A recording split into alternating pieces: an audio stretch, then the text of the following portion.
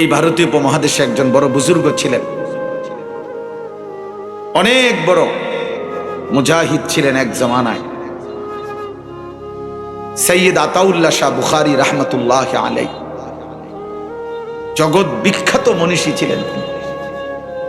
ওনার জীবনীর মধ্যে আছে, হিন্দুস্তানে তিনি যখন ওনার হায়াত থাকাকালীন এরকম ভরা মজমাতে আল্লাহর কোরআন তেলাওয়াত করতেন, তো হিন্দুরা এবং গান বাদ্য করত যারা,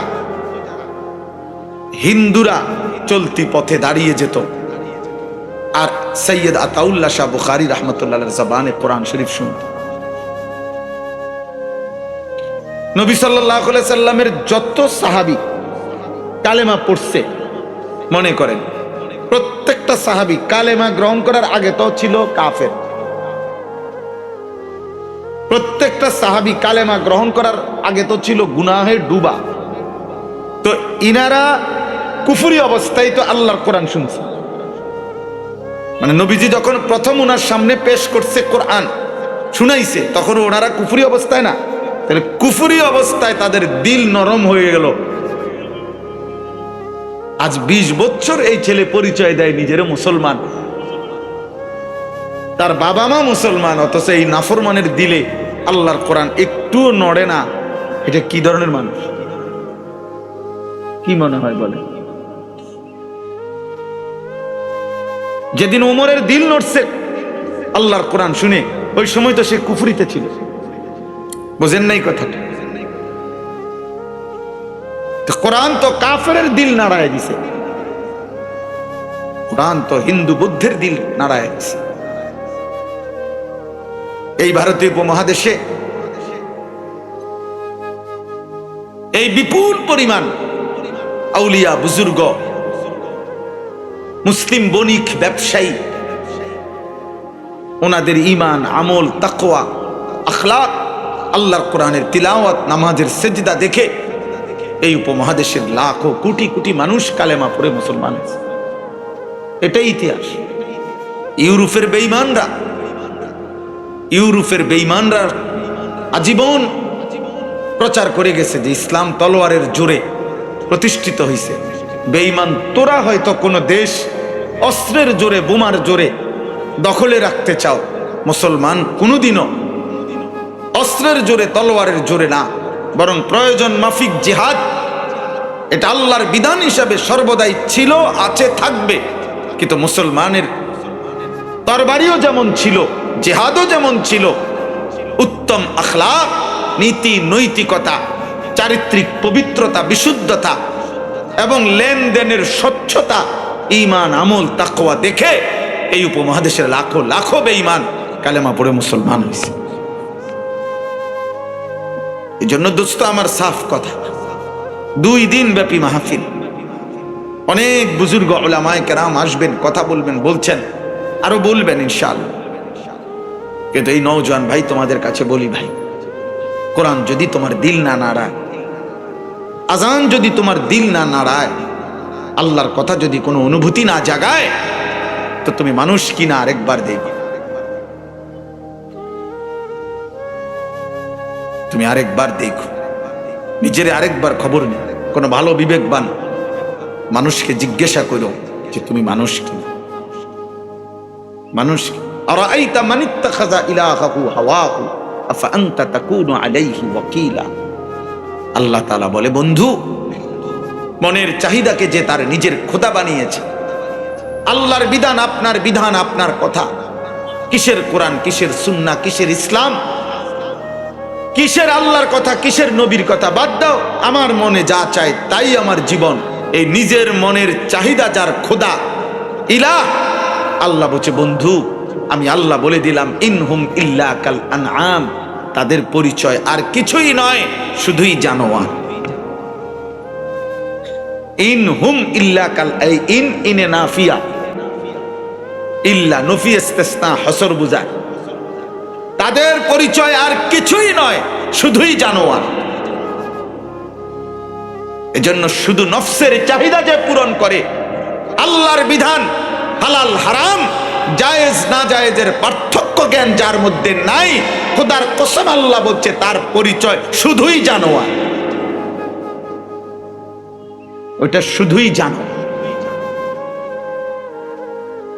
অগণিত যুবক তোমরা আমার লগে বুঝছো প্রয়োজনে,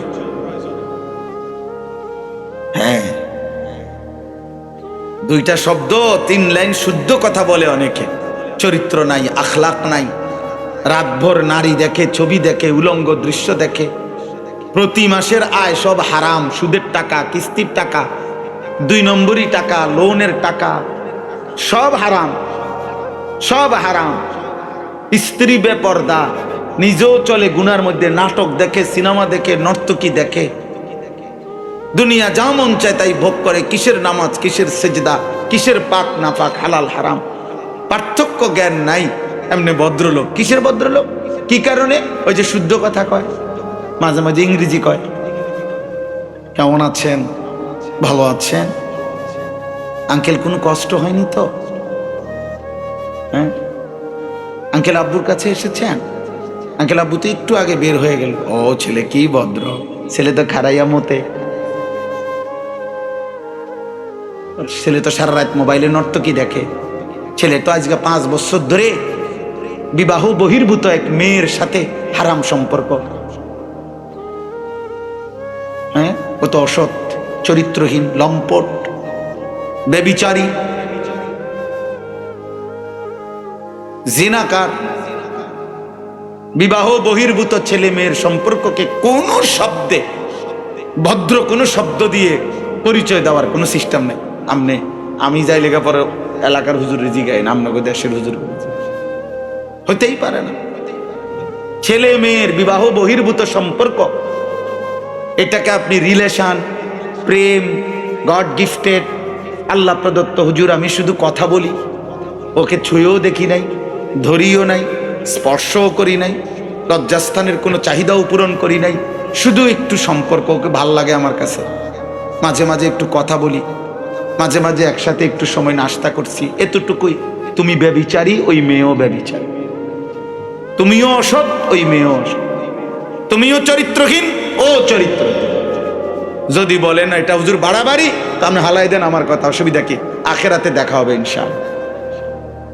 আল্লাহর নবী সাল্লাল্লাহু আলাইহি ওয়াসাল্লাম বলেছেন, চোখের দিকে চোখ দিয়ে ভিন নারী দেখলে এটা জিনা, হাত দিয়ে ছুঁয়ে দিলে এটাও জিনা, কান দিয়ে শুনলে এটাও জিনা, জবান দিয়ে কথা বললে এটাও জিনা, অন্তর দিয়ে ভাবলে এটাও জিনা, লজ্জাস্থান দিয়ে অপকর্ম করলে এটাও জিনা, পাও দিয়া হেঁটে গেলে এটাও জিনা। তাহলে নবীজি একই শব্দ বলছে, জিনাল আইন, জিনাল নাজার, জিনাল রিজিল, জিনাল ইয়াদ, জিনাল লিসান, জিনাল নফস, জিনাল ফরজ, সেম শব্দ।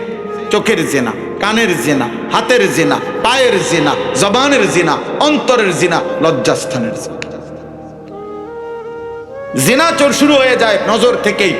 লজ্জাস্থান নবীজি বলছে, ওয়াল ফারজু ইউসাদ্দিকুহু আও ইউকাদ্দিবু, লজ্জাস্থান চূড়ান্ত জিনায়, চূড়ান্ত পর্যায়ে পূর্ণ করে অথবা করে না। কিন্তু জিনা শুরু হয়ে গেছে হারাম নারী, ভিন নারী, যাকে দেখার আমার অনুমতি নাই, তাকে দেখা থেকে, তাকে দেখা থেকেই ব্যভিচার শুরু। এই জন্য দোস্ত আমার প্রথম কথা এটাই ছিল, দিল নড়তে হবে, বিবেক নড়তে হবে। আল্লাহর কোরআন যার দিল নড়ায় না, তোর বেটা কোনো দিলে নাই। আল্লাহর কোরআন দেখে দেখেও, আল্লাহর কোরআন দেখে দেখেও শুদ্ধ যে পড়তে পারে না, তোর বেটা কোনো জবানে নাই, তো বোবা বেটা, বোবা বেটা। আল্লাহর এত কোটি কুদরত চারিদিকে থাকার পরেও যেই চোখ আল্লাহকে চেনে না, তোর কোনো চোখে নাই বেটা, তুই অন্ধ, অন্ধ বেটা। তুমি বুঝছো কেবল জীবনের মানে খাওয়ার, পেশাব করো আর যৌন চাহিদা পূরণ করো আর ঘুম যাও, এক বেলা উপার্জন আর এক বেলা বিনোদন। কোটি কোটি মানুষের জীবনে এরা বুঝছে এটাই, এক বেলা উপার্জন করবে, এক বেলা বিনোদন, অর্থাৎ 8 ঘন্টা 10 ঘন্টা ডিউটি করে, চাকরি হোক, ব্যবসা হোক, দোকান হোক, মাথার ঘাম পায়ে ফেলে উপার্জন করছে, এরপরে 3টার পরে 4টার পরে 5টার পরে আসরের পরে মনে করেন এই থেকে নিয়ে এবার রাত 11টা পর্যন্ত হয় গান, নয় নাটক, নয় সিনেমা দেখতেছে, নয় মোবাইল টিপতেছে, নয় আপনার আড্ডা দিতে আছে, নইলে গপ মারতে আছে, নইলে কোথাও বেড়াইতে গেছে, নয়তো ছবি উড়াইতে আছে। এই না হুজুর বলে বাকি টাইম কি বিনোদন, আর এক বেলা হলো উপার্জন, খালাস। এই দুইয়ে মিলে প্রতিদিন রাত যায়, ভোর হয়, ভোর হয়, সন্ধ্যা হয়। আরে বুঝাই দিছে জীবনের স্বপ্ন একটাই। এখন 12 বছর পড়ো, 10 বছর পড়ো, আরো পড়ো, আরো পড়ো, আরো সার্টিফিকেট নাও, আরো নাও, আরো নাও, আরো নাও, আরো নাও। আগামীতে ভালো চাকরি হবে, একটা সামাজিক স্ট্যাটাস হবে, একটা ভালো ফ্যামিলিতে বিয়ে করতে পারবে, একটা বিল্ডিং করতে পারবা, আশা করি 50-60 লাখ টাকা দামের একটা গাড়ি চালাইতে পারবা, এবং একটা সামাজিক অবস্থান নিয়ে দুনিয়ায় সম্মানের সাথে চলতে পারবা। তো এই মিলাইয়া আগের টাইমটাও দুনিয়া, এখনকারটাও দুনিয়া। আখেরাত কি? টাকা 30,000, অসংখ্য বড় লোক, ভদ্রলোক, অসংখ্য জেনারেল শিক্ষিত, অসংখ্য সম্পদশালী ব্যক্তি সবাই মিলে মনে করে আখেরাত মানে হইল কিছু দান সদকা। আল্লাহর কোরআন যার দিল নড়ায় না, তোর বেটা কোনো দিলে নাই। আল্লাহর কোরআন দেখে দেখেও শুদ্ধ যে পড়তে পারে না, তোর বেটা কোনো জবানে নাই, তো বোবা বেটা।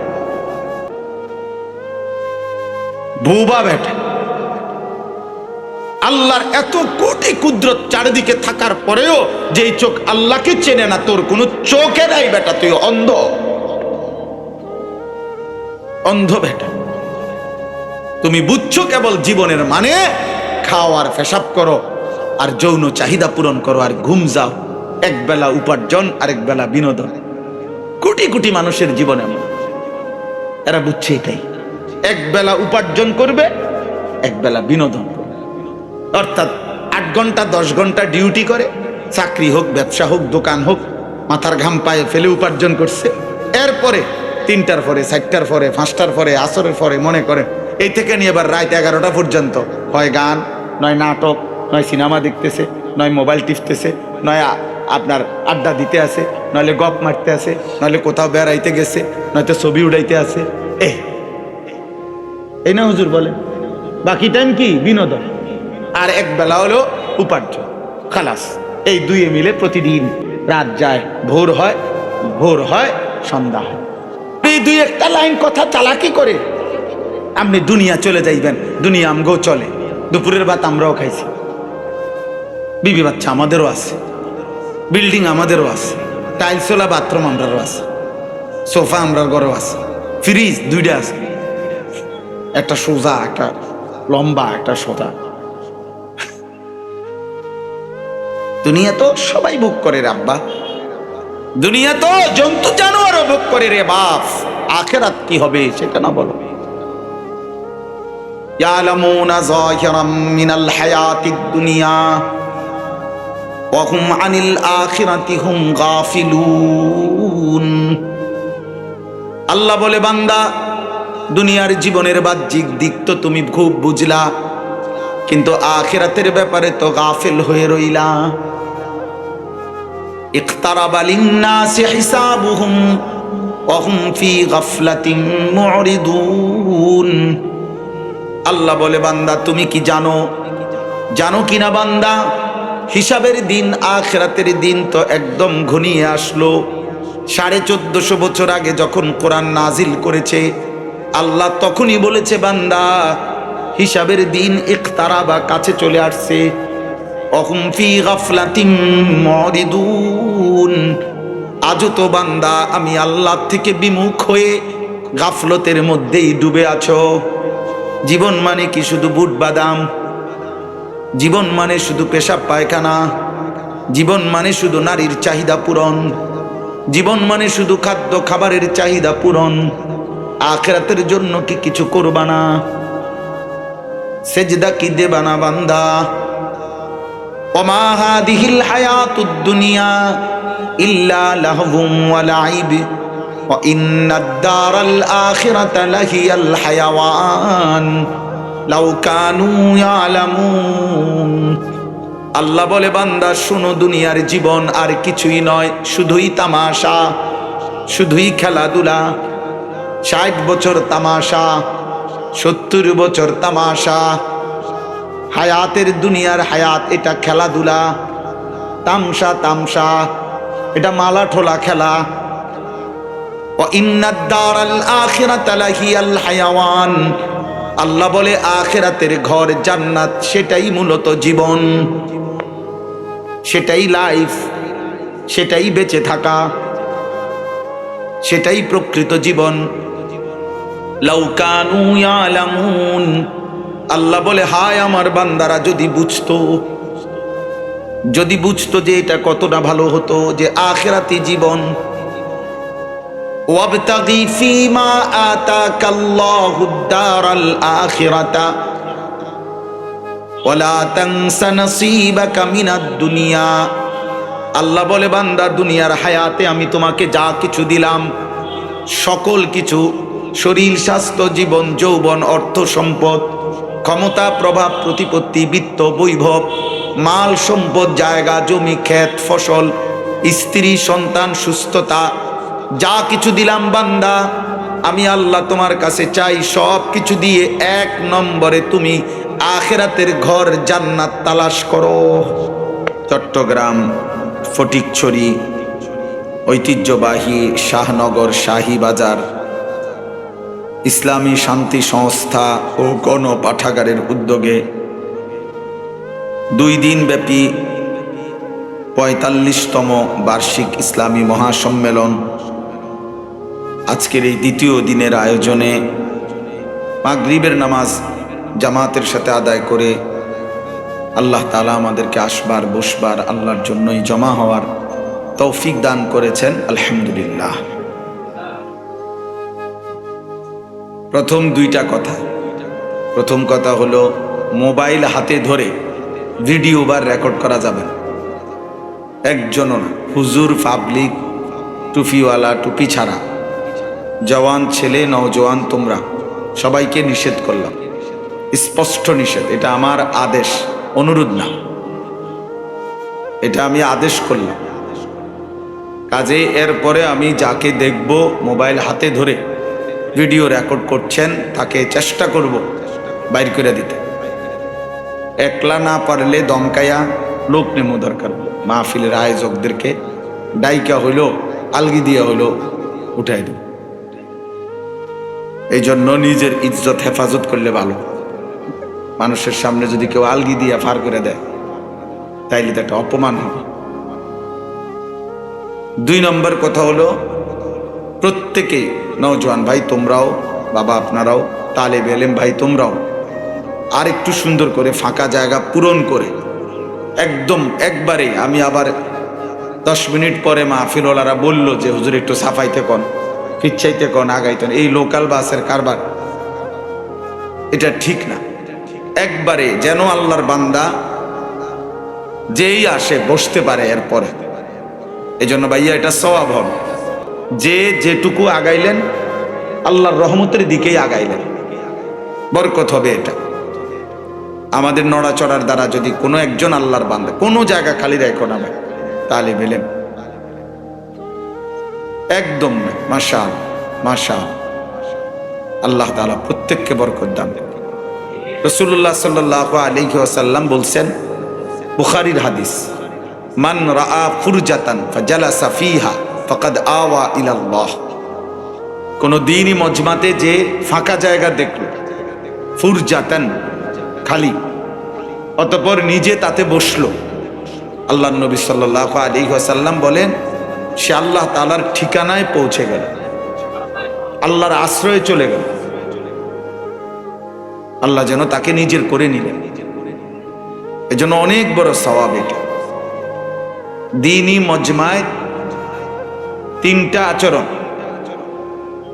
রাসূলুল্লাহ সাল্লাল্লাহু আলাইহি ওয়াসাল্লাম আলাদা আলাদা ব্যাখ্যা করে বলেছেন। 1 নম্বর হলো এটা, যে ফাঁকা জায়গা পূর্ণ করে বসলো সে যেন আল্লাহর ঠিকানায় পৌঁছে গেল। 2, যে ব্যক্তি কমপক্ষে চলে না গিয়ে পেছনে হইলেও বসলো, চলে যেতে লজ্জা বোধ করলো, নবী সাল্লাল্লাহু আলাইহি ওয়াসাল্লাম বলছেন আল্লাহ তাআলাও তাকে জাহান্নামে দিতে লজ্জা বোধ করেন। আর 3 নম্বর, যে মুখ ফিরাইয়া মানে পিঠ দেখাইয়া চলে গেল, তো আল্লাহ তাআলাও তার থেকে মুখ ফিরাইয়া নিলেন। মান আ'রাযা ফাল্লাহু আ'রাযা। এজন্য এটা খুব খেয়াল, আগের থেকেই সিদ্ধান্ত নেওয়া যে আমি শুনবো কিনা, আমি বসবো কিনা। শুধু শুধু তামসা চাইতে আসার কি আছে? শুধু শুধু বুট বাদাম খাওয়ার সাথে কি সম্পর্ক? দিনই মজমায়, মসজিদে হোক, মাহফিলে হোক, কোন আল্লাহওয়ালার খানকায় হোক, আল্লাহর কথা যখনই হয়, উপকৃত হওয়ার জন্য 2 জিনিস জরুরি। 1 নাম্বার ফাসতামিউ লাহু, 2 নাম্বার ওয়া আনসিতু।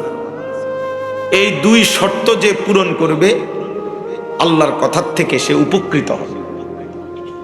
এমনি তো শোনা, দেখি যে কয়েকজনই কইল এই হুজুরের ওয়াজ বালা করে, চাই তামসা চাইয়াই দেখি কি করে। আরেকজনে বলল যে এই হুজুরের যে সুরের আগ গেলে দেখবি কি টানাটা টানে হুজুর, উনি আসছে হুজুরের টান চাইতে। কেউ সুর দেখতে, কেউ অমুকে হুঙ্কার মারে, যেই হুঙ্কার মারে স্লোগানে মাঠ গরম। তাহলে কেউ হুঙ্কার দেখতে আসলো, কেউ তামসা দেখতে আসলো। তো বক্তার সুর, বক্তার হুঙ্কার, বক্তার ঝংকার, চিৎকার, আহাজারি, রোনাজারি, এটার দ্বারা আপনার কি ফায়দা? কোন বক্তার যদি সুর ভালো হয় তো এটা ওনারে না সুর ভালো, তা আপনার কি? আপনি লাফান কিনতেন, বুঝেন না কথাটা? তাইলে এই জন্য কোন বক্তার জনপ্রিয়তা আছে তো এটা ওনার জনপ্রিয়তা, আপনার কি? ওনারে চিনে তো আপনি ফালবারেন কি? এই জন্য এগুলো কোনো বিষয় না। এই সুর, টান, হুঙ্কার, ঝংকার, জনপ্রিয়তা, পরিচিতি, শ্রোতা বেশি, শ্রোতা কম, কোনোটাই কোনো বিষয় না। আল্লাহর কথা বলা মাকছে আখিরাতের ফিকির আসা, হৃদয়ের মধ্যে অনুভূতি আসা, বিবেক জাগ্রত হওয়া, এটা জরুরি। যদি দিল না নড়ে, বিবেক যদি জাগ্রত না হয়, নওজোয়ান ভাই তোমাদের কবর, আল্লাহর কথা শুনবার পরে যদি দিল না নড়ে, সামান্যতম অনুভূতিও যদি না আসে, তাহলে বোঝা গেল কিছুই শোনা হলো। দিল ছিল, কিছুই বুঝলো না। কান ছিল, কিছুই শুনলো না। চোখ ছিল, বাস্তবিক অর্থে কিছুই দেখলো না। তো এই আখলাক তো মুশরিকের আখলাক, আল্লাহ কোরআনে বলছে। এ তো বেঈমানের আখলাক। লাহুম কুলুবুল লা ইয়াফকাহুনা বিহা ওয়া লাহুম আযানুন লা ইয়াসমাউনা বিহা ওয়া লাহুম আ'য়ুনুন লা ইউবসিরুনা বিহা। আল্লাহ বলেন পাপী জাহান্নামী বান্দা, তাদের পরিচয় হলো তাদের দিল আছে কিন্তু বোঝে না, কান আছে কিন্তু শোনে না, চোখ আছে কিন্তু কিছুই দেখে না। আল্লাহ তাআলা বলেন এটা জাহান্নামী বান্দার চিহ্ন। ওয়ালাকাদ যারানা লিজাহান্নামা কাসীরাম মিনাল জিন্নি ওয়াল ইনস। এটা নাফরমানের চিহ্ন। এজন্য দোস্ত এটা মনে রাখতে হবে। 5 জন বক্তা ওয়াজ করলো, 7 জন বক্তা ওয়াজ করলো, তারা বাংলাদেশের বড় বড় বক্তা সব আনছে, পুরে এলাইছে সোজা কথা। মানুষ হইছে, চিৎকার হইছে, হুঙ্কার হইছে, বুট বাদাম চটপটিওয়ালা আল্লাহর মেহেরবানি রাত 10টার ভিতরে সব বেচ্চা ক্লিয়ার। কোন দোকানদার আর খালি হাতে ফেরত গেছে না। হ্যাঁ, এগুলোই সফলতা? কথা বলেন, এগুলো হিসাব? তাইলে মূল হিসাব তো হইল দিল নড়তে হবে, দিল নড়তে হবে, অনুভূতি আসতে হবে, অনুভূতি আসতে। এজন্য দিল যার নড়ে না, কান যার শুনে না, চোখ যার মালিকের কুদরত দেখে না, আল্লাহ তাআলা বলছে এটা জাহান্নামী বান্দার আখলাক, বেঈমানের আখলাক। আরো জঘন্য কথা আল্লাহ বলছে যে এই লোক শুধু নাফরমান বেঈমান না, এই লোক জানোয়ার। উলাইকা কাল আনআম, এটা শুধু নাফরমান, এটা জানোয়ার একদম। যে আল্লাহর কথা যার কানে পড়ার পরেও দিলটা নড়েও না, আফসোসও লাগে না। 5 ওয়াক্ত নামাজের আজান প্রতিদিন হয়, এই নাফরমান মুসলমান পরিচয় দেয়, অথচ একবারও 1 ওয়াক্ত নামাজের জন্য তার কোনো মানসিকতাই নাই। আল্লাহ বলছে এটা কোনো মানুষে না, এটা এক ধরনের জানোয়ার, এটার কোনো দিলে নাই, এ কিছুই শুনে না, এ বধির, এ অন্ধ অন্ধ। এজন্য বেনামাজি বাস্তবিক অর্থে কোনো মানুষ না। সেজদাবিহীন নাফরমান এটা এক ধরনের মানুষরূপী পশু, জানোয়ার জানোয়ার। এবং আসমানের নিচে জমিনের উপরে সবচেয়ে বড় গাদ্দার, মুতাকাব্বির, অহংকার, সবচেয়ে বড় বেয়াদব আসমানের নিচে জমিনের উপরে। মুশরিকের পরে, কুফরের পরে, শিরিকের পরে, কুফরির পরে, আল্লাহকে যারা মানে না, নবীকে যারা মানে না, বা শিরিক যারা করে, কুফর যারা করে, তাদের পরে সবচেয়ে নিকৃষ্ট পাপী বেয়াদব যে সেজদা দেয় না, ও সাংঘাতিক বেয়াদব, চূড়ান্ত বেয়াদব, গাদ্দার। এটা এত বড় মালিককে সে বুড়ো আঙ্গুল দেখায় যায়, আপনি আমাকে সব দিলেন, আপনাকে আমি সেজদা দেব। এই জন্য আল্লাহকে না চিনা, আখিরাতকে না চিনা, নিজের আত্মপরিচয় না চিনা, খোদার কসম বাপ জীবনের সবচেয়ে বড় ব্যর্থ। ভাত খাওয়া আপনি 3 বেলা না, আপনি প্রতিদিন বালতি দিয়ে ভাত খান, মনে করে এটা কোনো সফলতা না। আতি এর চেয়ে বেশি, তিমি এর চেয়ে বেশি। আপনি ডেইলি গুস্ত দিয়া ভাত খান, তো 1 বেলা না, মনে করেন জঙ্গলের বাঘ যদি 20 বছর বাঁচে, 30 বছর বাঁচে, প্রতি বেলায় গোস্ত খায়। জীবনের সবচেয়ে বড় ব্যর্থতা, মালিক না চিনা, রব না চেনা, সৃষ্টিকর্তাকে যে চেনে না, আল্লাহকে যে চেনে না। এত বড় আসমানি কিতাব যার হৃদয়ে নাড়া দেয় না, আজান যার হৃদয়ে নাড়ে না, নাড়া দেয় না, আল্লাহর নবী সাল্লাল্লাহু আলাইহি ওয়াসাল্লামের কথা, কোরআনুল কারীমের তিলাওয়াত যার দিল নড়ে না, ওই কোনো মানুষের, ওইটা মানুষের কোনো আইটেম।